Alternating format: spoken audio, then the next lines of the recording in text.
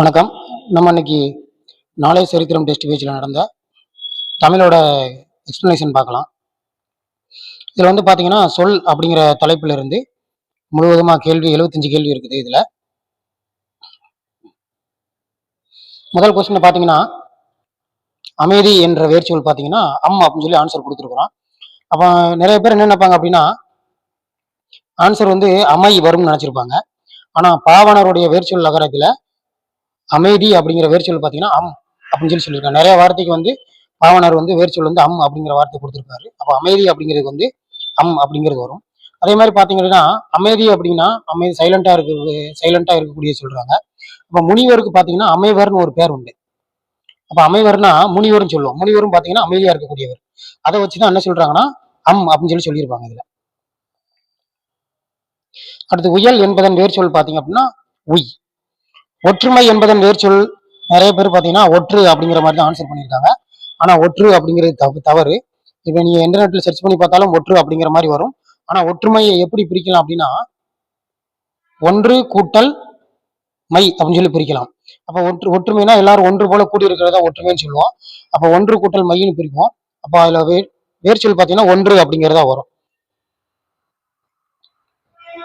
அடுத்த நான் வருகிறேன் அப்படிங்கிறது பாத்தீங்க அப்படின்னா திருநிலை வினைமுற்று.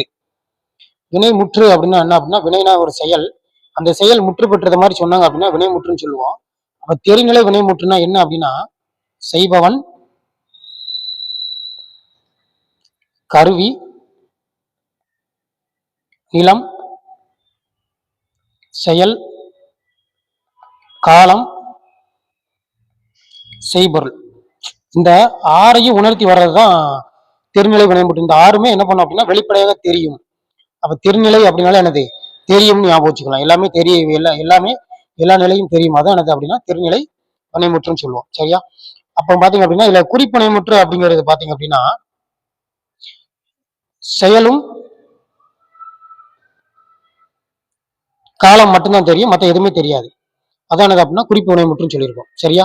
அது மேக்சிமம் பாத்தீங்க அப்படின்னா எல்லாமே குறிப்பு வினைமுற்றுல குறிப்புல வந்து பாத்தீங்கன்னா செயல் காலம் வந்து வெளிப்படையாக தெரியும்னு சொல்ல முடியாது, மறைமுகமா தான் என்ன பண்ணும் அப்படின்னா தெரியும். சரியா? அடுத்து பாத்தீங்க அப்படின்னா தவறான இணையை தேர்ந்தெடுக்கவும் அப்படிங்கிறது. உண்டீர் அப்படின்னா இறந்த காலம், உண்பீர் அப்படின்னா எதிர்காலம், உண்கின்றீர் அப்படின்னா கின்றுன்னு வந்தால் நிகழ்காலம். அல்ல உண்டீர் அப்படிங்கிறது பாத்தீங்க அப்படின்னா எதிர்காலம் கொடுத்துருக்காங்கல்ல, தவறானது. இது வந்து என்ன காலம் அப்படின்னா இறந்த காலம். ஆல்ரெடி ஆப்ஷன் ஏல இருக்குது அது. சரியா?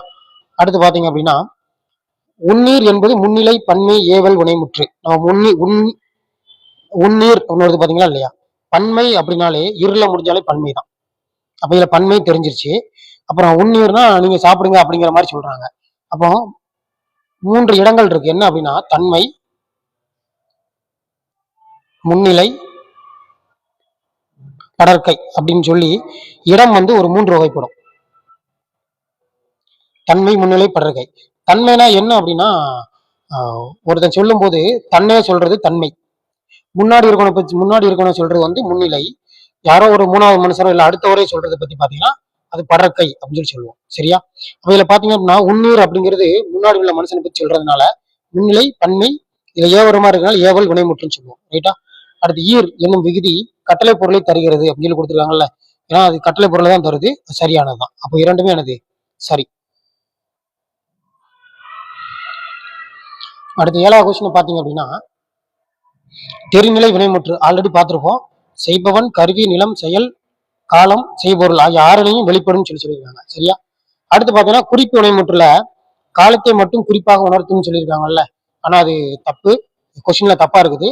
அது பாத்தீங்கன்னா செய்பவரை மட்டும்தான் குறிப்பாக உணர்த்தும்.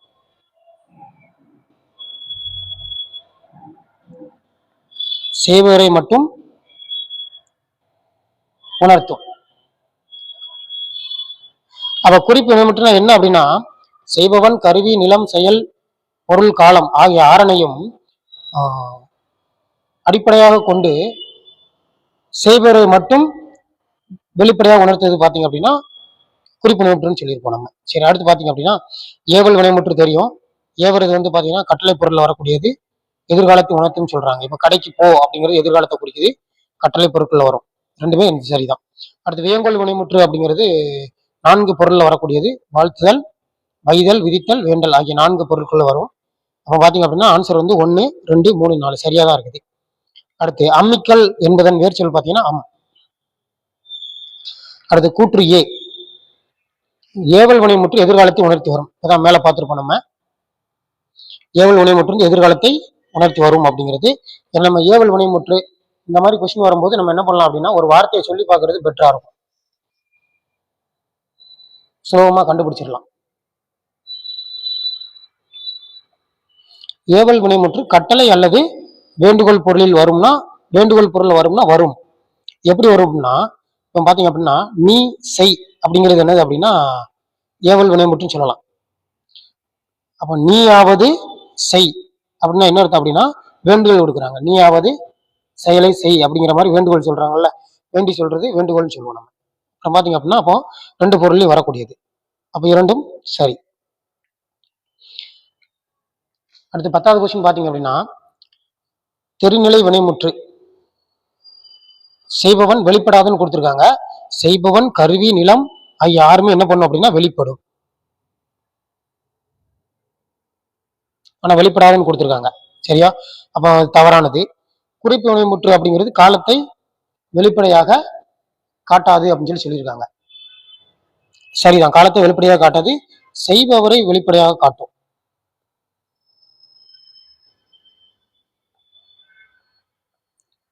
செய்பவரை வெளிப்படையாக காட்டும். சரி, அடுத்து பாத்தீங்க அப்படின்னா ஏவல் வினைமுற்று நிகழ்காலம் காற்றுன்னு இருக்கு. நம்ம ஆல்ரெடி பார்த்திருப்போம். ஏவல் வினைமுற்று எந்த காலத்தை காட்டும் அப்படின்னா எதிர்காலத்தை காட்டும்.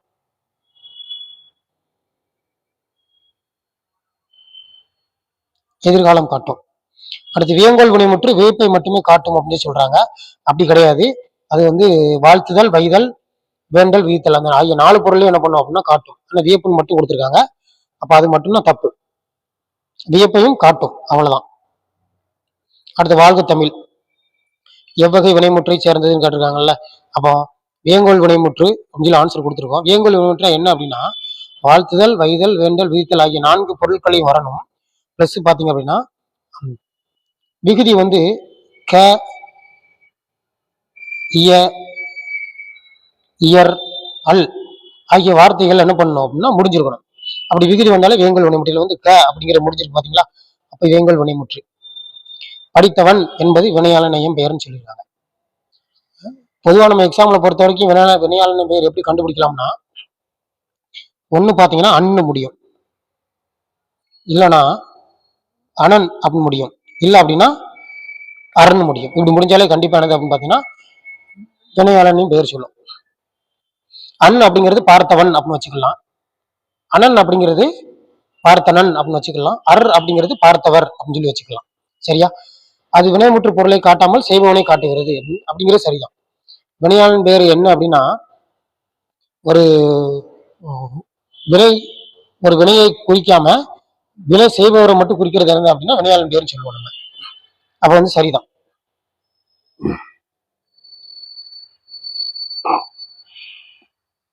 அடுத்து 13வது கொஸ்டின் பாத்தீங்க அப்படின்னா தூம்பல் என்பதன் வேர்ச்சொல் பாத்தீங்கன்னா தூம்புன்னு சொல்லியிருக்கோம். தூம்பல்னா பொருள் என்ன அப்படின்னா சுரை. சுரை அப்படின்னா மலையை குறிக்கக்கூடியது. சரியா? இப்போ தேனி மாவட்டத்துல சுருளி மலை கேள்விப்பட்டிருப்பீங்கன்னு நினைக்கிறேன். அப்ப அந்த தேனியில சுருளி மலை அப்படிங்கிறது சுரை மலைன்னு சொல்லுவாங்க. அதை அதுல இருந்து அந்த பேர் வந்திருக்கும். சரியா? அடுத்து பாத்தீங்க அப்படின்னா சரியான இணை கண்டவர், அருள முடிஞ்சாலும் வினையாளன் பெயர் சரிதான். கண்டு அப்படின்னா இது வந்து எச்சமா இருக்கனால இது வந்து வினை எச்சம்.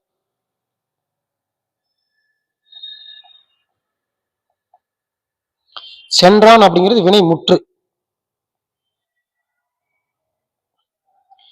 காண்பது அப்படிங்கிறது ஒரு எச்சம், அதாவது வினை எச்சம்.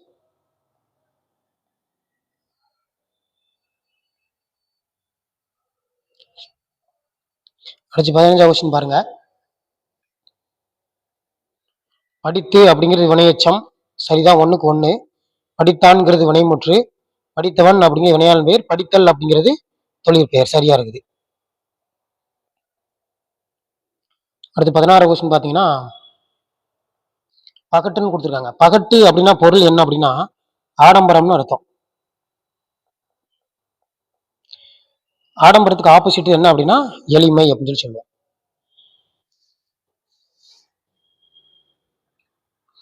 அடுத்து 17வது கொஸ்டின் பாத்தீங்க அப்படின்னா மலர்ந்துன்னு இருக்கா. மலர்ந்தல் வந்து ரெண்டு இருக்குது, ரெண்டு பொருள் இருக்கு. மலர்ந்து அப்படின்னா ஒண்ணு வந்து விரிதல்னு பொருள் உண்டு.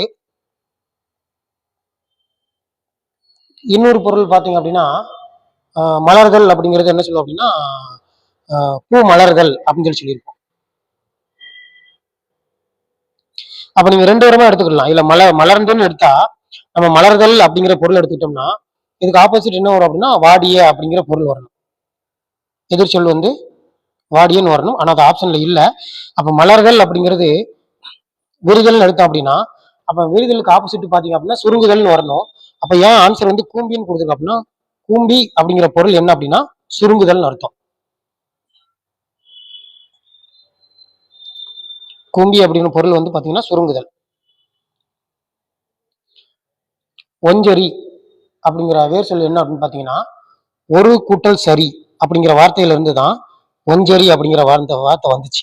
அதோட வேர் சொல் பாத்தீங்க அப்படின்னா ஒரு.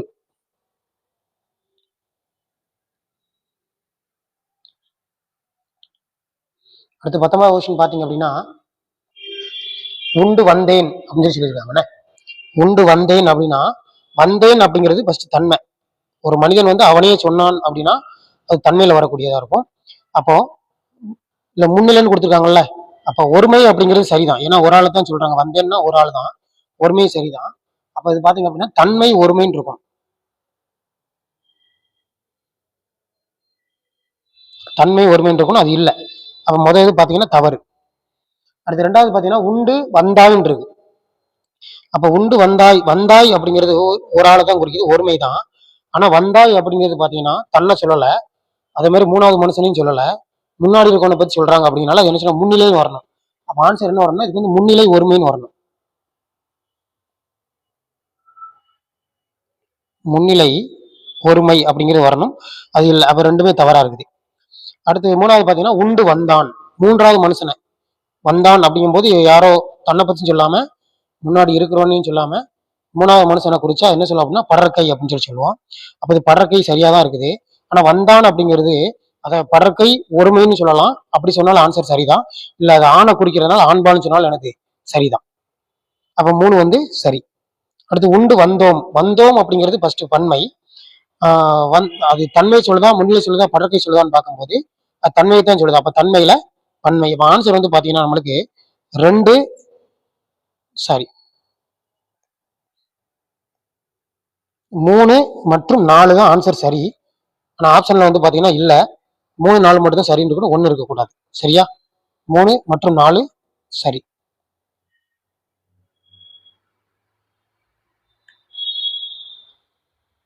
அடுத்து 20வது கொஸ்டின் பாத்தீங்க அப்படின்னா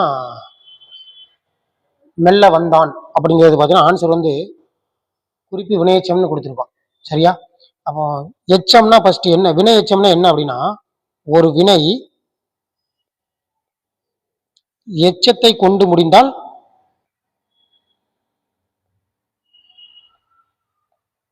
எச்சத்தை கொண்டு முடிவது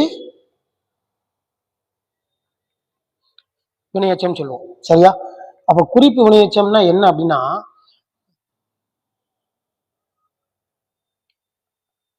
காலம்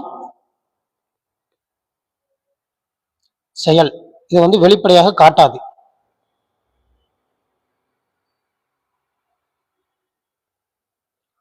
காலம் செயல் வெளிப்படையாக காட்டாது. அப்ப எதை மட்டும் காட்டும் அப்படின்னா பண்பை மட்டும்தான் காட்டும். அப்ப வெளிப்படையாக காட்டாதுன்னா அப்ப என்ன பண்ணும் அப்படின்னா மறைமுகமாக காட்டும். மறைமுகமாக காட்டும். அப்ப இதுல பாத்தீங்க அப்படின்னா மெல்ல வந்தான் அப்படிங்கிறது ஃபர்ஸ்ட் அவனோட பண்பை சொல்றாங்களா, பண்பை மட்டும் சொல்றாங்களா, பண்பு பண்பு பண்பு சொல்றாங்களா, மெல்ல வர்றது வந்து அவனுடைய பண்பு. சரியா? ஆனா இதுல வந்து பாத்தீங்கன்னா காலம் வந்து டைரக்டா சொல்லாம மறைமுகம் சொல்றாங்க, ஆல்ரெடி வந்திருக்கான் அப்படிங்கிற மாதிரி ஒரு காலத்தை வந்து மறைமுகமா காட்டுது. அப்போ காலத்தையும் செயலையும் வெளிப்படையா சொல்லாம மறைமுகமா காட்டுறோம். மெயினா எதை வெளிப்படையா காட்டும் அப்படின்னா பண்பை மட்டும் வெளிப்படையா காட்டுறது என்னது அப்படின்னா குறிப்பு வினையச்சம்னு சொல்லுவோம். தெரிநிலை வினையச்சம்னா என்ன அப்படின்னா இப்ப குறிப்புன்னு கொடுத்துருக்கோம். இப்ப தெரிநிலை வினையச்சம்னா என்ன அப்படின்னா காலம் செயல் ஆகியவற்றை என்ன பண்ணோம் வெளிப்படையாக காட்டும். இது வந்து காலத்தையும் செயலையும் வெளிப்படையாக காட்டுறதும் தெரிநிலை வினையச்சம் சொல்லியிருக்கோம். அடுத்து பாத்தீங்க அப்படின்னா வினையச்சம் காலம் காட்டும் முறையில் 2 வகைப்படும் அப்படிங்கிறது சரிதான். அது ஒண்ணு காலம் காட்டுறது பாத்தீங்க அப்படின்னா காலத்தை காட்டுனா அது தெரிநிலை, தெரிஞ்சா தெரிநிலை அப்படின்னு ஞாபகம் வச்சுக்கலாம். காலத்தை காட்டல அப்படின்னா பண்பை மட்டும் காட்டுச்சுன்னா அது பேர் என்னன்னா குறிப்பு. அப்ப 2 வகைப்படும் அப்படிங்கிறது சரிதான், கூற்று சரி. காலத்தை வெளிப்படையாக காட்டுவது தெரிநிலை, தெரிநிலைன்னு வந்தாலே காட்டுவது ஞாபகம் வச்சுக்கலாம். மறைமுகமாக காட்டுவது குறிப்பு வினையச்சம் அப்படிங்கிற ரெண்டுமே சரிதான். அடுத்து 22வது பாத்தீங்கன்னா தெரிநிலை வினையச்சம் காலத்தை காட்டும் அப்படின்னா சரிதான். எதை காட்டும்? செயல் காலம் ரெண்டையுமே காட்டும். நம்மளுக்கு வந்து ஸ்டேட்மெண்ட்ல காலத்தை மட்டும் காட்டும்னு கொடுத்தா தப்பு. ஆனா காலத்தை மட்டும் காட்டும்னு இல்லை அப்படிங்கும்போது காலத்தை காட்டும்னா காட்டும் அப்படிங்கிறது சரியா தான் போடணும். சரியா? அடுத்து குறிப்பு வினையச்சம் காலத்தை காட்டாது அப்படின்னு சொல்லி சொல்லியிருக்காங்க. அப்ப சரியாதான் இருக்கு. பண்பை மட்டும்தான் காட்டும், காலத்தை காட்டாதுல்ல. அப்ப எதை காட்டும் அப்படின்னா பண்பை காட்டும்.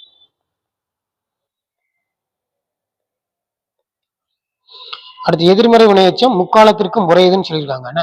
அப்போ 3 காலத்துக்கு ஒரு ரொம்ப இம்பார்ட்டன்ட் பாயிண்ட் சரிதான். இது அது எப்படி 3 காலத்தையும் உணர்த்தும் அப்படின்னா அதாவது காலத்தை வந்து வெளிப்படையா காட்டாது. ரொம்ப ரொம்ப இம்பார்ட்டன்ட் பாயிண்ட்.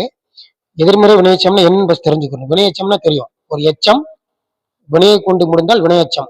அப்ப எதிர்மறை வினையச்சம் என்ன அப்படின்னா ஒரு எச்சம் வந்து ஆப்போசிட் வார்த்தையை சொல்லணும், அதாவது எதிர்மறையா சொல்லணும். ஆனா அது வந்து காலத்தை காட்டாது. சரியா? அப்ப இது வந்து காலம் காட்டாது, காலம் காட்டாது. ஆனா முக்காலத்திற்கும் உரியதாக காட்டப்படும். 3 காலத்துக்கு என்ன பண்ணும் அப்படின்னா உரிய ஒரு வார்த்தை சொல்லும் போது அது 3 காலத்துக்கும் உரியது மாதிரி நம்மளுக்கு தோணும். அப்படிங்கிற வார்த்தை தான் எனது எதிர்மறை வினையச்சம்னு சொல்லியிருப்போம். இப்ப டைரக்டா காலத்தை காட்டாது, ஆனா எப்படி முக்காலத்துக்கும் உரியது வரும் அப்படின்னா இப்ப எக்ஸாம்பிள் சொல்றேன் பாருங்க. இப்ப உண்ணாமல் சென்றான் அப்படின்னு சொல்றோம்னு வச்சுக்கோங்களேன். உண்ணாமல் சென்றான் இது ஒரு காலத்தை குறிக்குதா? அப்புறம் பாத்தீங்கன்னா உண்ணாமே சென்றான், உண்ணாமே சென்றான். அடுத்து உண்ணாது சென்றான்.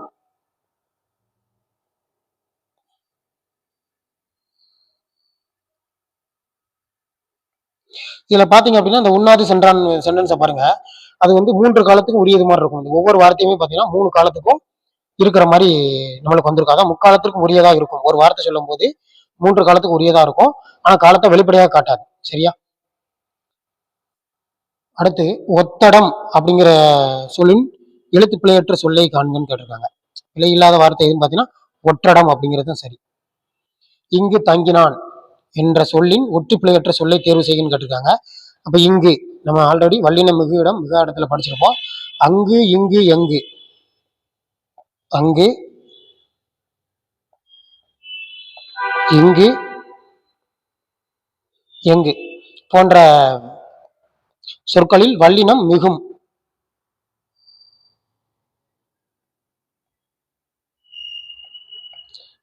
அப்ப இதுல பாத்தீங்கன்னா இங்கு தங்கினான் அப்படிங்கிறது வரணும். அடுத்து 25 பொறுத்துக்க பாருங்க. கக்கூஸ் அப்படிங்கிறது டச் சொல். ஒரு சில வார்த்தை ஈஸியா நாம ஞாபகம் வச்சுக்கலாம். இப்போ கக்கூஸ் அப்படிங்கிற யாருமே டச் பண்ண மாட்டாங்க அப்படிங்கிற டச் அப்படிங்கிற மாதிரி ஞாபகம் வச்சுக்கலாம். அந்த மாதிரி பிறமொழி சொற்கள் வார்த்தை வந்து கொஞ்சம் ஓரளவுக்கு நம்ம ஞாபகம் வைக்கிற மாதிரி தான் இருக்கு. ஆனா கொஞ்சம் நல்லா பிராக்டிஸ் பண்ணி படிச்சோம் அப்படின்னா இதுல மார்க் ஈஸியா வந்துடும். இந்த பகுதியில வந்து பாத்தீங்கன்னா அதிகமான மார்க் வந்து எல்லாத்துக்குமே போகுது. என்னென்ன வார்த்தை வந்து எந்தெந்த மொழிச்சொல் அப்படிங்கிறது தெரியல. அப்ப நம்ம தமிழ் புக்கு வாங்கியிருந்தீங்க அப்படின்னா எக்ஸ்ட்ரா தகவல் போட்டுட்டு இருப்போம். அதை ஃபுல்லா படிச்சீங்க அப்படின்னா இந்த பகுதியில முழு மார்க் எடுக்கிற மாதிரி இருக்கும். அடுத்து திவான் அப்படிங்கிறது பாத்தீங்கன்னா பெர்சியன் அப்படிங்கிற வார்த்தை. அடுத்து குருசு அப்படின்னா பொருள் என்ன அப்படின்னா சிலுவைன்னு சொல்லுவோம். சிலுவைனால லத்தீனை ஞாபகம் வச்சுக்கலாம். அடுத்து துப்பாக்கி அப்படிங்கிறது துருக்கி மொழி சொல். பரங்கிக்காய் அப்படிங்கிறது போர்ச்சுகீசிய சொல். ஆன்சர் வந்து ஏ வரும். அப்ப கீழ்கண்டவற்றில் டச்சு மொழியிலிருந்து வந்த சொல் எதுன்னு கேட்டிருக்காங்க. இதுல பாத்தீங்கன்னா ஃபர்ஸ்ட் வந்து பப்ளி மாஸ்ன்னு இருக்கு. பப்ளி மாஸ் அப்படிங்கிறது ஆன்சரு. இது வந்து பாத்தீங்கன்னா டச் மொழியிலிருந்து வந்தது. அப்ப கோப்பை அப்படிங்கிறது எந்த வந்துச்சுன்னா போர்ச்சுகீசிய மொழியிலிருந்து வந்துச்சு.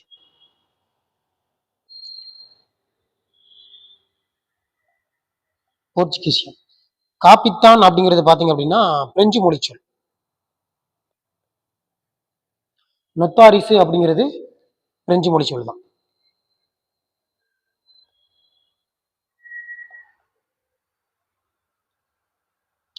அடுத்து ஆடினாள் என்ற சொல் ஆடு என்ற வேரிலிருந்து வந்தது, சரிதான். ஆண்டாள் என்ற சொல்லின் வேறு சொல் பார்த்தீங்கன்னா ஆள்னு வரணும். ஆனா இதுல ஆண் இருக்கு, தவறு. அடுத்து அருளினர் என்ற வேறு சொல் என்ற சொல்லின் வேறு சொல் பார்த்தீங்கன்னா அருள் அப்படின்னு வரணும். ஆனா அது இல்லை, அதுவும் தவறா இருக்கு.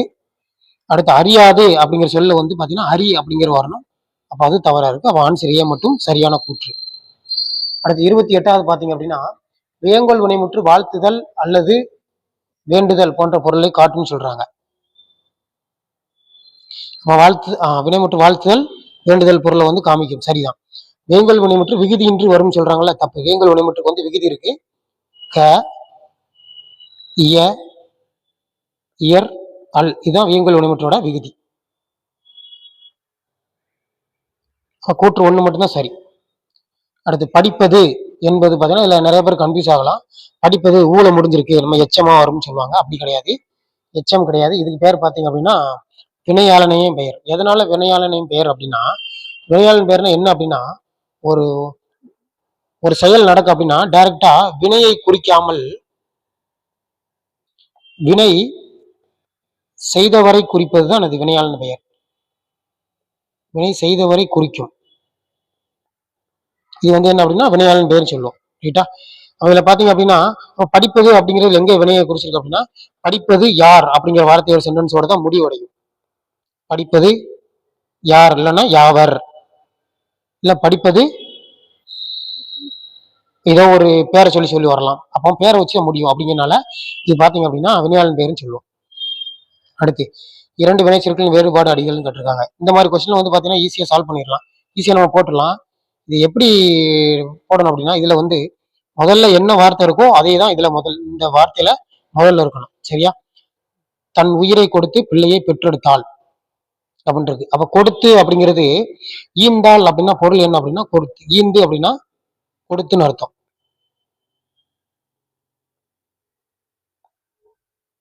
ஈந்து அப்படின்னா கொடுத்து அப்படின்னு அர்த்தம். ஈன்றாள் அப்படின்னா அர்த்தம்னா ஈன்றாள்னா பெற்றெடுத்தாள் அப்படின்னு அர்த்தம்.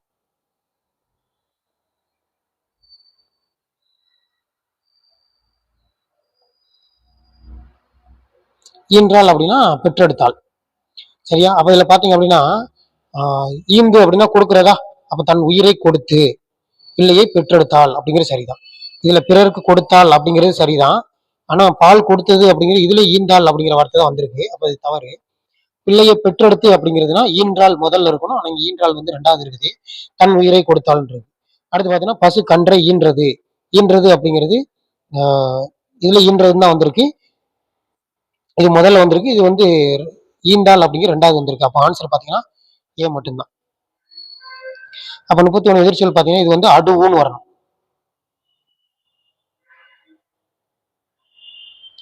அடுவுனா என்ன பொருள் அப்படின்னா ஆண். மகடுவுனா என்ன அர்த்தம் அப்படின்னா பெண்.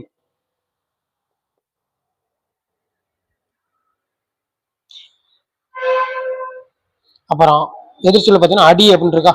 அடினா அடிப்பகுதியை குறிக்கிறது, நுனினா நுனிப்பகுதியை குறிக்கிறது, மேல உள்ள பகுதியை குறிக்கிறது. அடுத்து கீழ்கண்டவற்றில் பிரெஞ்சு மொழியிலிருந்து வந்த சொல் எதுன்னு கேட்டிருக்காங்க. இப்போ பாத்தீங்கன்னா பிரெஞ்சு மொழியிலிருந்து வந்த சொல் பாத்தீங்க அப்படின்னா அது ஆஸ்பத்திரி அப்படிங்கிறது, சரியா. அப்ப அலமாரி அப்படிங்கிறது எங்க இருந்து வந்துச்சு அப்படின்னா போர்ச்சுகீஸ்ல இருந்து வந்துச்சு, போர்ச்சுகீசியம்.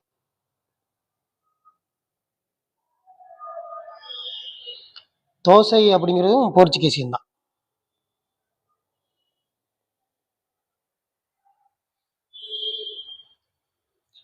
பப்ளிமாஸ் அப்படிங்கிறது டச்சு மொழி சொல்.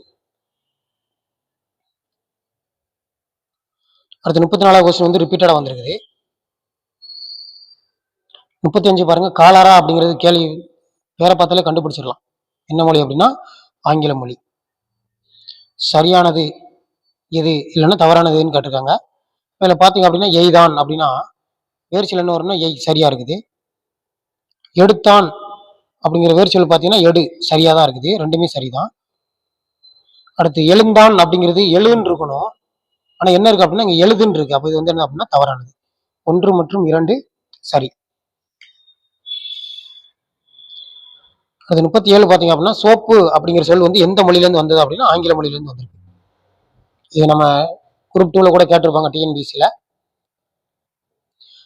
அடுத்து 38வது பாத்தீங்கன்னா அறுவடை என்ற சொல் அரு என்ற வேரிலிருந்து வந்தது அப்படின்னு சொல்லியிருக்காங்க. சரிதான்.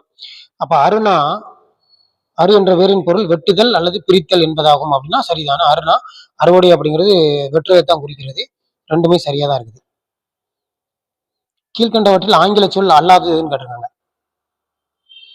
சினிமா, பஸ்ஸு, டிக்கெட் அப்படிங்கிறது பேரை பார்த்தாலே ஆங்கில சொல்னு கண்டுபிடிச்சிடலாம்.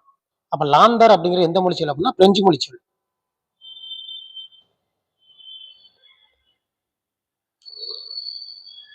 லாந்தர் அப்படிங்கிறது பிரெஞ்சு மொழி சொல்.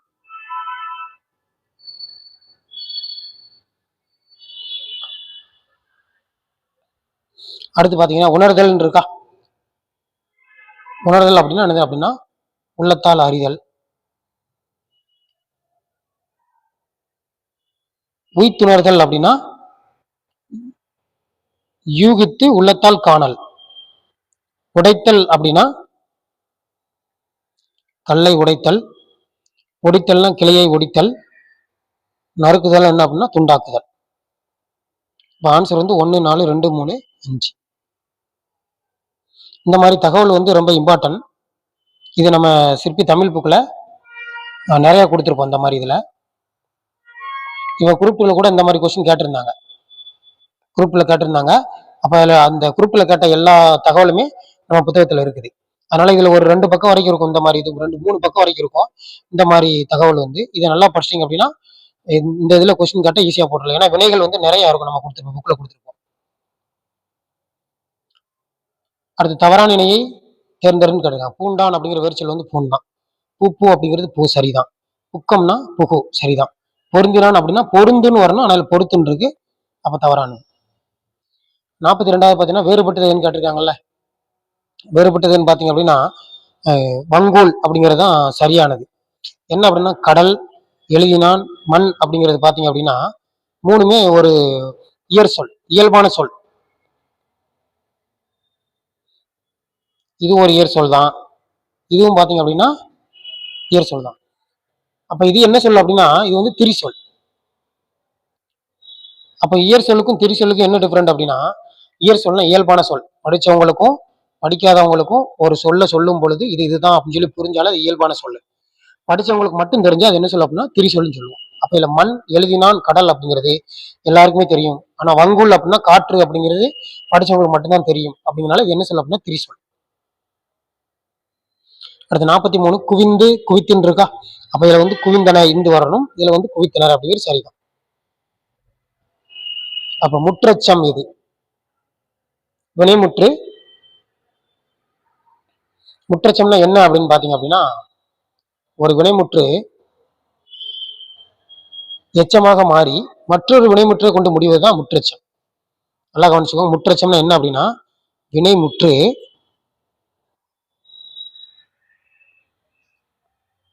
எச்சமாக மாறி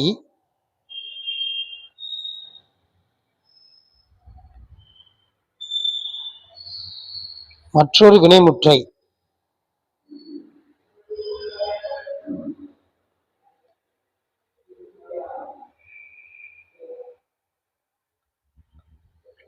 முடிவதுதான் முற்றச்சம் சொல்லுவோம் நம்ம. சரியா. அடுத்து பாருங்க. இப்ப இதுல வந்து இப்ப முற்றச்சம் உள்ளது எதுன்னு கேட்டுருக்காங்களா.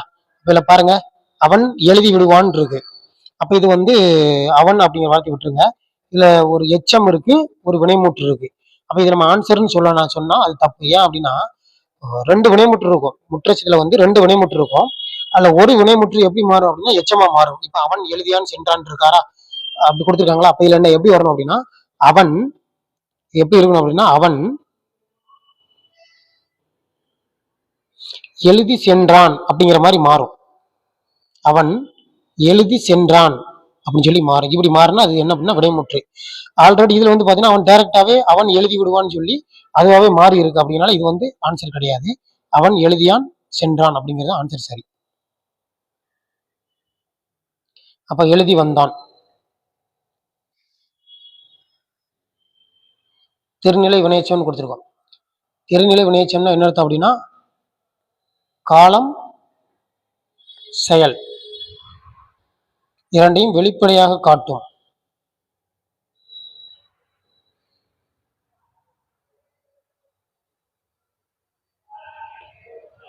வெளிப்படையாக காட்டும். அப்ப குறிப்பு வினையச்சம் வந்து காலத்தையும் செயலையும் காட்டாது. அப்ப எழுதி வந்தான், காலம் என்ன காலம்? இறந்த காலம். செயல் வந்து எழுதுறது, ரெண்டுமே காமிக்குதுல. அப்ப இதே இது மெல்ல வந்தான்னு கொடுத்தா, மெல்ல வந்தான் அப்படின்னு கொடுக்கும்போது அது வினைமுற்றா மாறிடும்.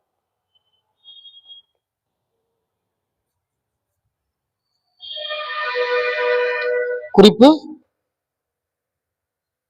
மெல்ல வந்தான் அப்படிங்கிறது குறிப்பு வினையச்சமா மாறிடும்.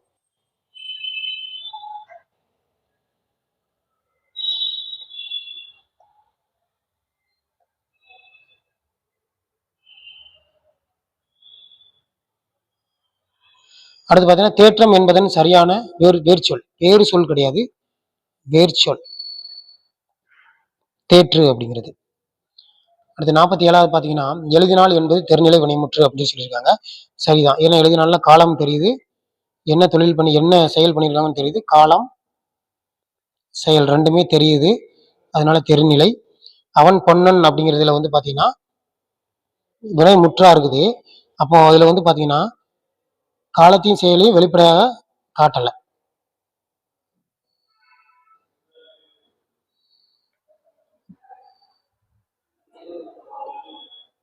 கூற்று ரெண்டுமே சரிதான். அடுத்து தின்பண்டம் என்ற சொல்லின் வேர்ச்சொல் வந்து தின்.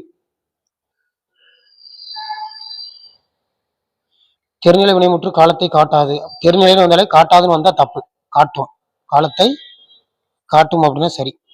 குறிப்பினை மட்டும் செய்வரை மட்டும் காட்டும், சரிதான். அப்ப சரி. எதனால சரினா, இது வந்து காலத்தை காட்டாது, செய்பவரை காட்டும்.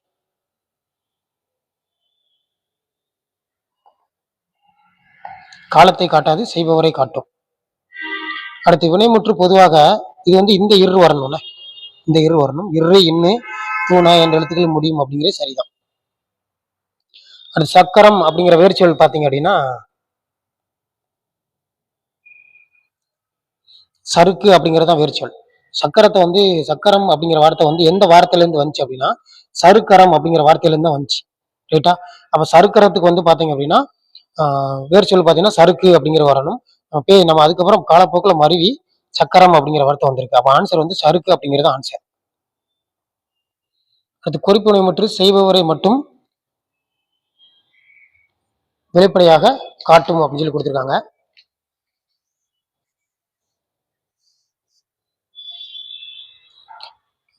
குறிப்பினை மற்றும் வந்து செய்பவரை காட்டும், கரெக்ட் தான். காலத்தையும் செயலையும் வெளிப்படையாக காட்டாது. காலத்தை வெளிப்படையாக காட்டான்னு கொடுத்தாங்கல்ல, அப்ப ரெண்டுமே சரிதான். ஏவல் வினைமுற்று ஒருவரை செயலை செய்யுமாறு கட்டளையிடும் அப்படிங்கிறது சரிதான். ஏவல் வினைமுற்று 3 வகைப்படும் சொல்லியிருக்காங்கல்ல, அது தப்பு. அது பாத்தீங்கன்னா இரண்டு வகைப்படும். ஒண்ணு வந்து ஏவல் ஒருமை, இன்னொன்னு வந்து பாத்தீங்கன்னா ஏவல் பன்மை. அடுத்து தொழிற்பெயர் விகுதிகள் அடங்கிய சரியான தொகுப்பு எதுன்னு கேட்டிருக்காங்க. இப்போ தொழிற்பெயர் விகுதி வந்து நம்ம ஈஸியா ஞாபகம் வச்சுக்கலாம். எப்படி ஞாபகம் வச்சுக்கலாம் அப்படின்னு பாத்தீங்க அப்படின்னா, தொழில்னு வரும்போது நம்ம 2 விதமான தொழில் பண்ணுவோம். ரெண்டு பண்ணும்போது நம்ம ஞாபகம் வச்சுக்கிறதா சொல்றேன். நம்ம எப்படி ஞாபகம் வச்சுக்கலாம் அப்படின்னா, இப்போ தொழில் வரும்போது ஒண்ணு வந்து கையை வச்சு வேலை பார்ப்பாங்க, இன்னொன்னு வந்து கவர்மெண்ட் வேலை, ரிஜிஸ்டர் வேலை அந்த மாதிரி பண்ணுவாங்கன்னு ஞாபகம் வச்சுக்கலாம். அப்ப கையை வச்சு வேலை பார்க்கும்போது எப்படி ஞாபகம் வச்சுக்கலாம் அப்படின்னா, கை, அடுத்து ஐ, கையை வைத்து அல்ற வேலை, தள்ளுற வேலை பண்ணுவாங்கல்ல, அப்ப அம் அப்படின்னு சொல்லி ஞாபகம் வச்சுக்கலாம். இதே நம்ம ரிஜிஸ்டர் ஆஃபீஸ் போனாங்க அப்படின்னா வேலைக்கு போகும்போது பாத்தீங்கன்னா பதிவு ரிஜிஸ்டர் பண்ணுவாங்கல்ல, பதிவு. அப்போ இதுல பதிவு வேலைக்குன்னா இது உண்டு. அப்புறம் வந்து பாத்தீங்க அப்படின்னா அந்த வேலை வந்து எப்படி இருக்கும்னா குசியா இருக்கும்னு சொல்லுவோமா. அப்ப சி ரெண்டு ஞாபகம் வச்சுக்கலாம். அப்புறம் அங்க மை வச்சு வேலை பார்க்கறதுனால மை அப்படிங்கிறது ஞாபகம் வச்சுக்கணும். ரைட்டா? அப்ப அந்த பி இதுல ரெண்டுமே ஞாபகம் வச்சுக்கணும். இதுல பதிலா உண்டு பி உண்டு அப்படின்னு படிச்சுக்கிறோம். சரியா? அப்ப இதெல்லாம் வந்தது அப்படின்னா தொழிற்பெயர் விகிதம் சொல்லும். அதுல அடங்கியது எதுன்னு பாத்தீங்க அப்படின்னா இதுல வை தி வி பி வராது, வராது. மற்ற மூணுமே வருது. அப்படிங்கும்போது இது வராது. தல் வருது, மற்ற எதுவுமே வராது. அப்போ தல் அல் அம் கை மை இதுதான். அப்போ இதை நம்ம ஞாபகம் வச்சுட்டாலும் என்ன பண்ணலாம், ஈஸியா சால்வ் போட்டுடலாம் அந்த ஆன்சர்.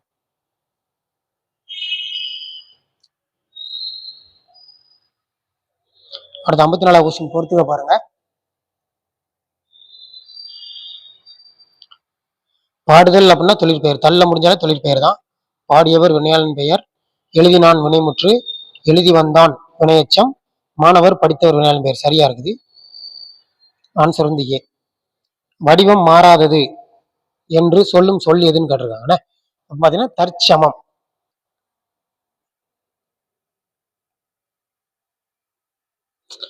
நம்மளுக்கு வந்து பாத்தீங்கன்னா வட சொல் ஒண்ணு உண்டு. வட சொல்ல ரெண்டு வகை உண்டு. ஒண்ணு வந்து தற்சமம், தற்பவம் அப்படின்னு சொல்லி ரெண்டு உண்டு. தற்சமம்னா என்ன அர்த்தம் அப்படின்னா நம்ம வடமொழியில பயன்படுத்தக்கூடிய வார்த்தை வந்து நம்ம எந்த விதமான மாற்றமும் இல்லாம எழுதுனா அது வந்து தற்சமம்னு சொல்லுவோம். அதுல மாற்றம் பெற்று எழுதுனா நம்ம வந்து தற்பவம்னு சொல்லுவோம். எடுத்துக்காட்டுக்கு வந்து பாத்தீங்கன்னா இப்ப வருடம் இருக்கு, வருஷம்னு இருக்கும். நம்ம எப்படி எழுதுவோம் அப்படின்னா வருடம், அந்த எழுத்தை மாத்தி எழுதுறோம்ல. அப்ப வந்து என்ன அப்படின்னா இது வந்து தற்பவன் சொல்லுவோம். அந்த வடிவத்தை மாத்தி எழுதினாலே தற்பவன் சொல்லுவோம். சமம்னா அதை அப்படியே டைரக்டா எழுதுறது சமம் அப்படிங்கிறது. இப்ப நம்ம வந்து பாத்தீங்க அப்படின்னா கமலம்னு இருக்கும். கமலம்னா தாமரை. அதை நம்ம என்ன பண்றோம், கமலம் தான் எழுதுறோம், மாத்தி எழுத மாட்டோம். அப்படிங்கும்போது தற்சமம். அடுத்து இரண்டு வினை சொற்களின் வேறுபாடு அறிகின்றிருக்கா. மாறு, மாற்று. அவன் பிறருடைய தீய வழியில் இருந்து நீ மாறு, சரியா இருக்குது. அவர்களை உன் வழிக்கு மாற்று, சரிதான். நேர்மையானவனாக மாறு, மற்றவரையும் மாற்று, சரிதான். பிறருடைய தீய வழியில் இருந்து நீ மாற்று, இது மாற்றுன்னு இருக்கு. ஃபர்ஸ்ட் என்ன வரணும், மாறுன்னு வரணும். ரெண்டாவது மாற்றுன்னு இருக்கு, ரெண்டாவது மாற்று இருக்கு. அப்ப இந்த கூட்டு தப்பா இருக்குது. அப்ப ஏ மற்றும் பி சரி. இந்த கொடுத்தான் வினைமுற்று, கொடுத்தவன் வினையாளன் பெயர் சரியா இருக்குது. அடுத்து கொடுத்தல் தொழிற்பெயர், கொடுத்து அப்படிங்கிறது வினையச்சம், கொடுமை அப்படிங்கிறது பெயரச்சம். அப்ப கொடுமை சார் மை வந்துருச்சு, தொழிற்பெயர்னு சொல்லக்கூடாது. ஏன்னா அது வந்து ஒரு பேர். ஏன்னா கொடுமை அப்படிங்கிறது ஒரு பெயரை கொண்டு முடியும், பெயரச்சம். அடுத்து 58வது பாத்தீங்கன்னா இரண்டு வினைச்சொற்களின் வேறுபாடு அறிகன்னு கேட்டிருக்கான். பொருந்து, பொறுத்து. பொருந்துமாறு, பொருத்தி காட்டு அப்படின்றது சரியா இருக்குது.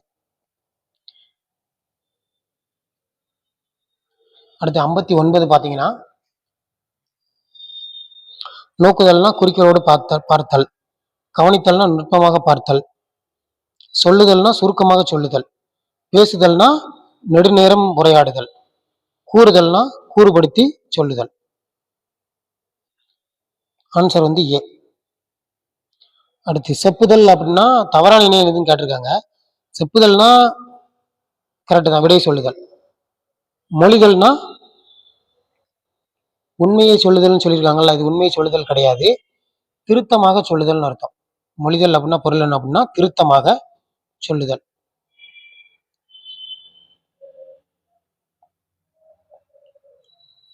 நம்ம புத்தகத்துல ஒவ்வொரு வினையும் கொடுத்திருப்போம், எல்லாமே புத்தகத்துல இருக்குது.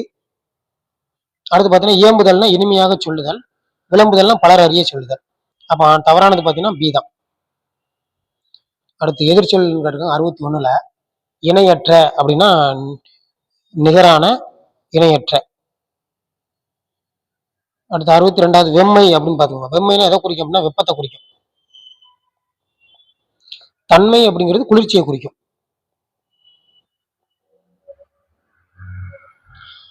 அடுத்து களிப்புனா மகிழ்ச்சின்னு அர்த்தம்.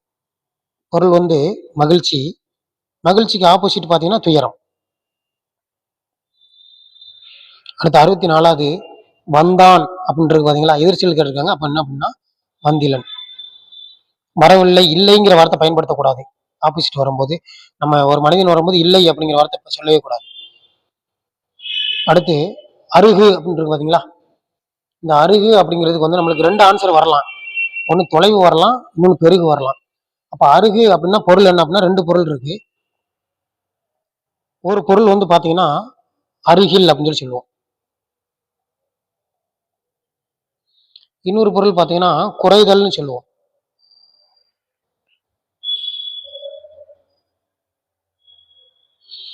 அப்ப அருகு அப்படிங்கிறது பார்க்கும்போது அருகில்னு எடுத்துக்கிட்டோம்னா ஆன்சர் வந்து தொலைவுங்கிறது வரும். குறைத்தல்னு எடுத்துக்கிட்டோம் அப்படின்னா குறை அப்படின்னா என்ன வரும் அப்படின்னா பெருகு. அது அருகு பெருகு அப்படின்னு சொல்லி வச்சுக்கலாம் ஆன்சரு. அப்ப பாத்தீங்கன்னா ரெண்டுமே ஆன்சர் வர வாய்ப்பு இருக்குது. ஆனா இதுல வந்து ஆல்ரெடி கேட்டிருந்த எக்ஸாம்ல கேட்டிருந்ததுனால இப்ப அருகு அப்படிங்கிறது பாத்தீங்கன்னா பெருகு, அதுக்கு அப்படியே ஆப்போசிட் வார்த்தை கேட்டிருக்காங்க. நம்ம பொருள் பார்த்து கண்டுபிடிக்கணும் தேவையில்லை. நம்ம டைரக்டா அப்படி அருகுனா பெருகு அப்படின்னு சொல்லி போட்டுடலாம்.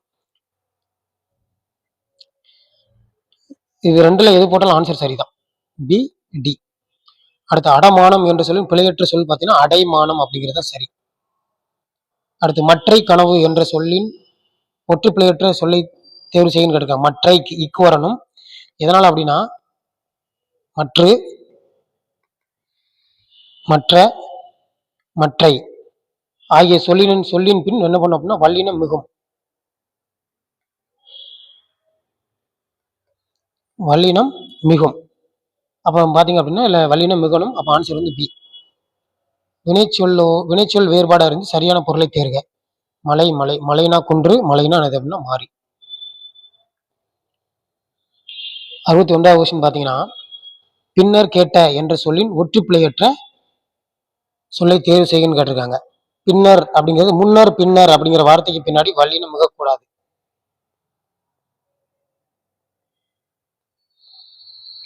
அப்போ ஆன்சர் வந்து பாத்தீங்கன்னா பி வரணும். அடுத்து உயர்த்து மற்றும் இறங்கி வினைச்சொற்களின் வேறுபாடு பாத்தீங்க அப்படின்னா இது வேறுபாடு வந்து உயர்த்தினா எதிர்மறை மற்றும் நேர்மறை செயல்கள், இந்த பொருளை தான் அது குறிக்குது.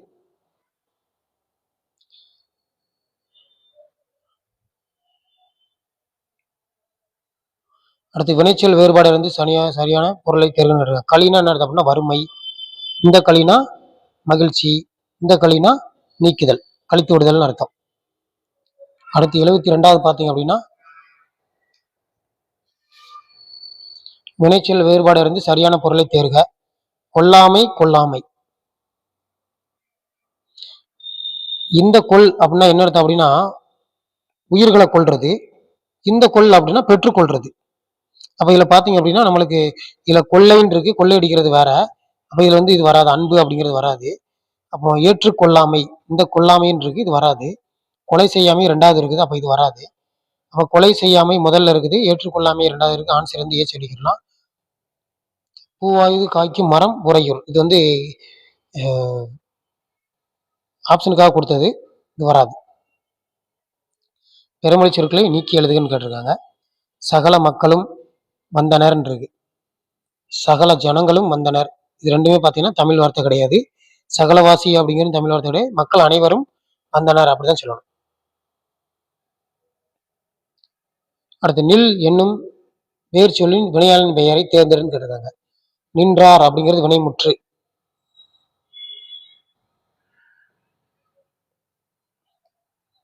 நிற்றல் தொழிற்பெயர்.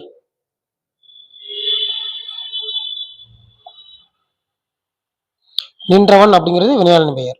அப்ப நின்று அப்படிங்கிறது என்ன பண்ணா வினையச்சம்.